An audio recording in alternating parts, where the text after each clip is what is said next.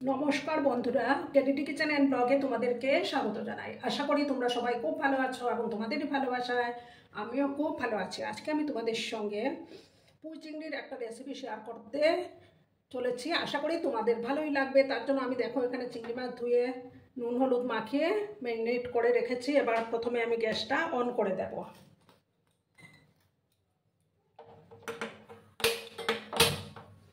একটা প্যান আমি বসিয়ে দিলাম। আমি এই রান্নাটা কিন্তু সর্ষের তেলেই করব।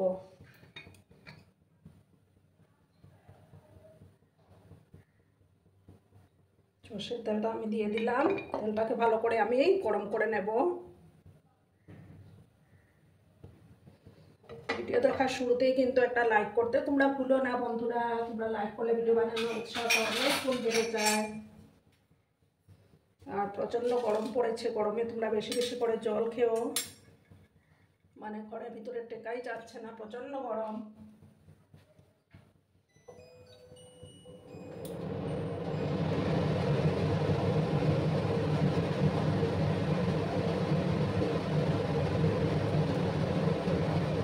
এবার আমি দেখো চিংড়ি মাছগুলো দিয়ে দিচ্ছি।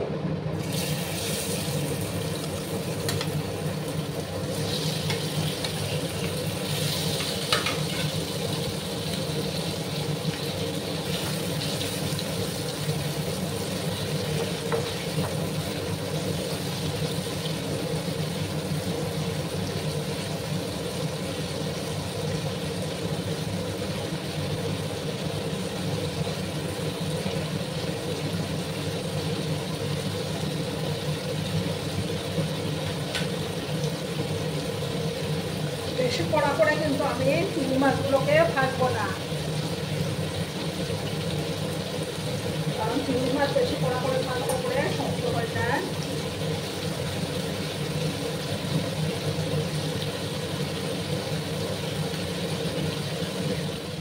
বন্ধুরা, এবার আমি মাছগুলোকে একটু উল্টে পাল্টে দিলাম। আর বেশি ভাজার দরকার নেই। এবার আমি মাছগুলো তুলে নিচ্ছি, চিংড়ি মাছগুলো।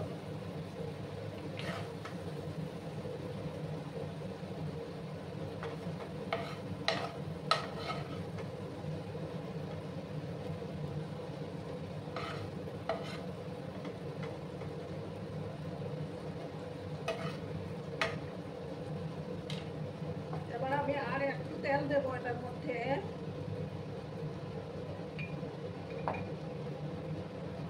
গ্যাসের আঁচটাকে আমি একটু বাড়িয়ে দিলাম।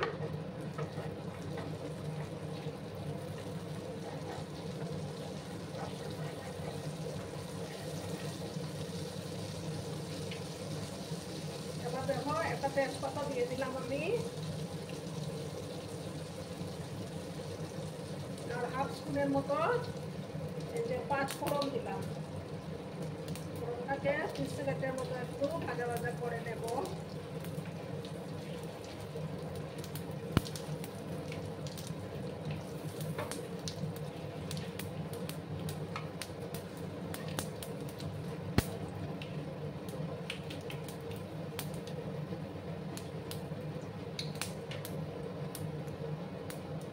এবার আমি দেখো এই যে পুঁই শাকের কাটিগুলো এগুলো দিয়ে দিলাম।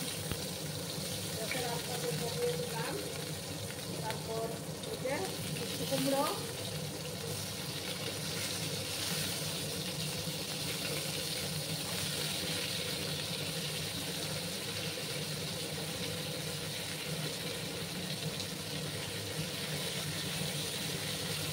ভালো করে একটু মিক্স করে নেব।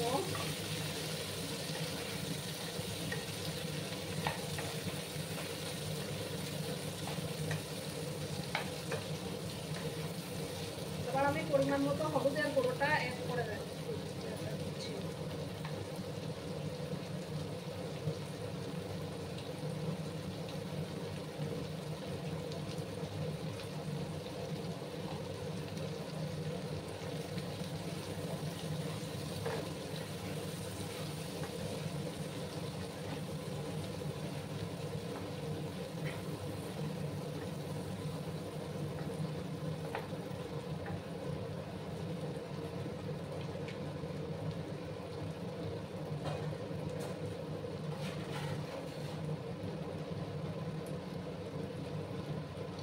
এটাকে 2-3 মিনিটের মতো একটু ঢাকা চাপা দিয়ে রান্না করে নিচ্ছি, ঠিক আছে। তারপর আমি বাকি আদার্স পাতাগুলো আমি অ্যাড করে দেবো। 2-3 মিনিট এটাকে একটু ঢাকা চাপা দিয়ে রেখে দিলাম। দেখো বন্ধুরা, আমি এবার ঢাকাটা সরিয়ে দিলাম। এবার আমি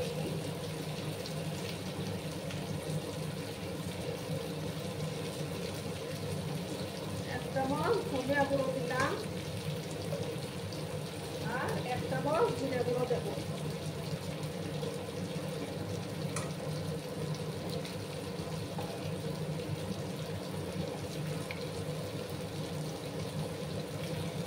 আর 1/2 চামচের মতো কাশ্মীরি লঙ্কা গুঁড়োটা অ্যাড করে দিলাম।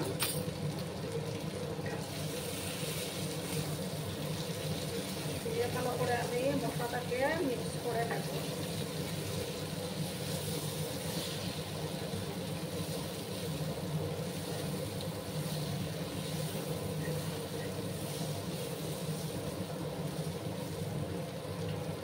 এবার আমি দেখো এই যে পাতাগুলো, পুঁইয়ের পাতাগুলো আছে, পুঁই শাকের পাতাগুলো দিয়ে দিলাম।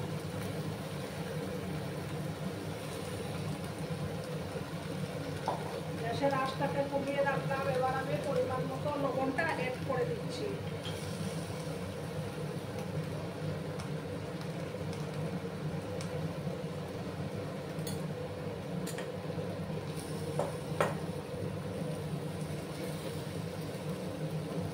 এবার আমি আবার এটাকে একটু ঢাকা চাপা দিয়ে রাখলাম, ওতে পাতাগুলো একটু মজে যাবে। আবার একটু ঢাকা দিয়ে রেখে দিলাম। বন্ধুরা, এবার আমি ঢাকাটা সরিয়ে দিলাম। এবার দেখো আমি 2 চামচের মতো সর্ষে বাটা দিলাম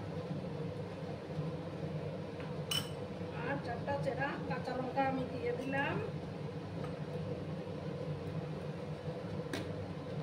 আর একটু মিষ্টি দিলাম, চিনি, যাতে স্বাদটা ব্যালেন্স হয়।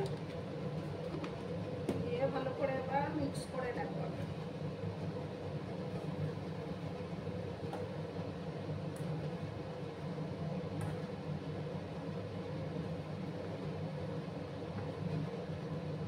এই পুঁই শাকের ইয়েতে কিন্তু এক্সট্রা জল দেওয়ার প্রয়োজন পড়বে না। কুমড়ো থেকে যে জলটা আর ফুল পাতা থেকে যে জলটা বেরোবে, তাতেই সমস্ত সবজিগুলো সেদ্ধ হয়ে যাবে। এটা ঢাকা দিয়ে দিয়েই রান্নাটা করে নিতে হবে। আর যেসব বন্ধুরা ফার্স্ট টাইম আজকে আমার চ্যানেলটিকে ভিজিট করছো, তারা অতি অবশ্যই পাশে থাকা বেল আইকনটি প্রেস করে রেখে দিও, যাতে করে আমার ভিডিও ছাড়ার সাথে সাথে নোটিফিকেশন তোমাদের কাছে পৌঁছে যায়। এবার আমি দেখো চিংড়িগুলো অ্যাড করে দিচ্ছি।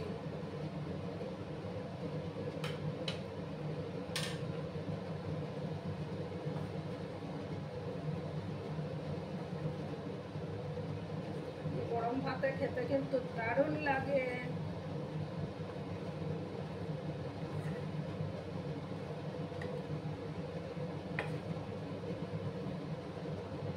এবার আমি এটাকে ঢাকা চাপা দিয়ে 7-8 মিনিটের মতো রান্না করে নেব, তাহলেই তৈরি হয়ে যাবে আমার পুঁই চিংড়ির দারুণ স্বাদের রেসিপিটি। গ্যাসের আঁচটাকে একদম লো করে দিচ্ছি আমি। লো করে 7-8 মিনিট রান্না করলেই তৈরি হয়ে যাবে আমার পুঁই চিংড়ির রেসিপি। তোমরা কিন্তু বন্ধুরা ভিডিওটা একদম স্কিপ করো না, সম্পূর্ণ দেখার অনুরোধ রইল। দেখো বন্ধুরা, 6-7 মিনিট পরে আমি ফিরে আসলাম।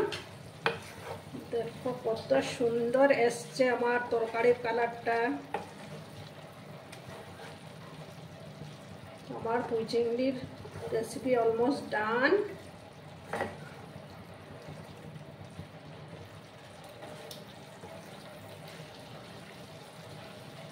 দেখো আমার সবজিগুলো ভালো করে সেদ্ধ হয়ে গেছে। মানে এই যে দেখো, এক্সট্রা জল দেওয়ার তরকারি করে নি।